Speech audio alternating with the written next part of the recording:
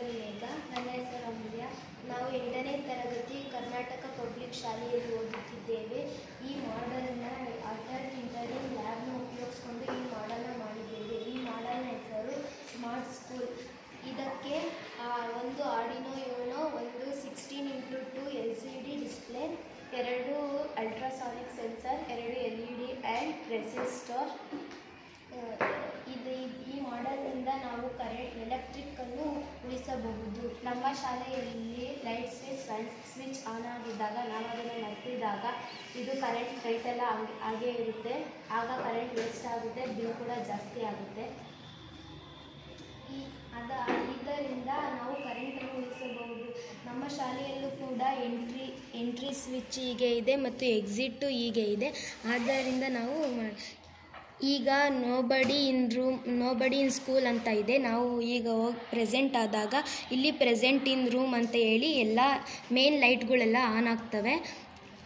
Next ಎಕ್ಸಿಟ್ಟಿಂದ ಒತ್ತಿದ್ರೆ ಇದೆಲ್ಲ of ಆಗುತ್ತೆ ಮತ್ತು ನೋಬಡಿ ಇನ್ ಸ್ಕೂಲ್ ಅಂತ ಗೊತ್ತಾಗುತ್ತೆ.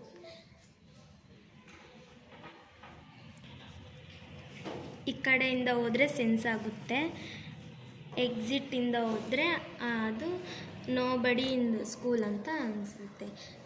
ಇದರಿಂದ ನಾವು ಎಲೆಕ್ಟ್ರಿಕ್ಕನ್ನು ಉಳಿಸಬಹುದು.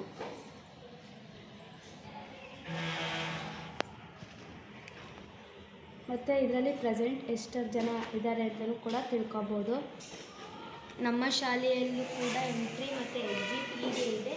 ಆದ್ದರಿಂದ ನಾವು ಈ ಮಾಡೆಲನ್ನು ನಮ್ಮ ಶಾಲೆಯಂತೆ ಮಾಡಿದ್ದೇವೆ.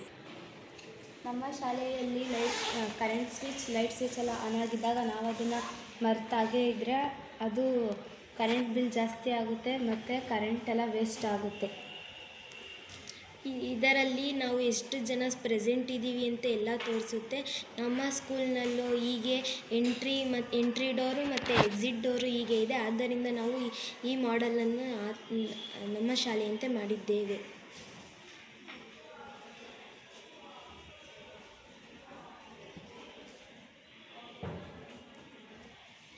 ಇದರಲ್ಲಿ ಎಂಟ್ರಿ ಆದಾಗ ಇಲ್ಲಿ ಪ್ರೆಸೆಂಟ್ ಇನ್ 1 ಅಂತ ತೋರಿಸಿ ಎಲ್ಲ ಮೇನ್ ಲೈಟ್ಗಳು ಆನ್ ಆಗ್ತವೆ. ಮತ್ತು ಎಕ್ಸಿಟ್ ಡೋರಲ್ಲಿ ಹೋಗಿದ್ದರೆ ಇಲ್ಲಿ ನೋಬಡಿ ಇನ್ ಸ್ಕೂಲ್ ಅಂತ ತೋರಿಸುತ್ತೆ. ಇದರಲ್ಲಿ ಎಷ್ಟು ಜನ ಪ್ರೆಸೆಂಟ್ ಇದ್ದಾರೆ ಅಂತಲೂ ತೋರಿಸುತ್ತೆ.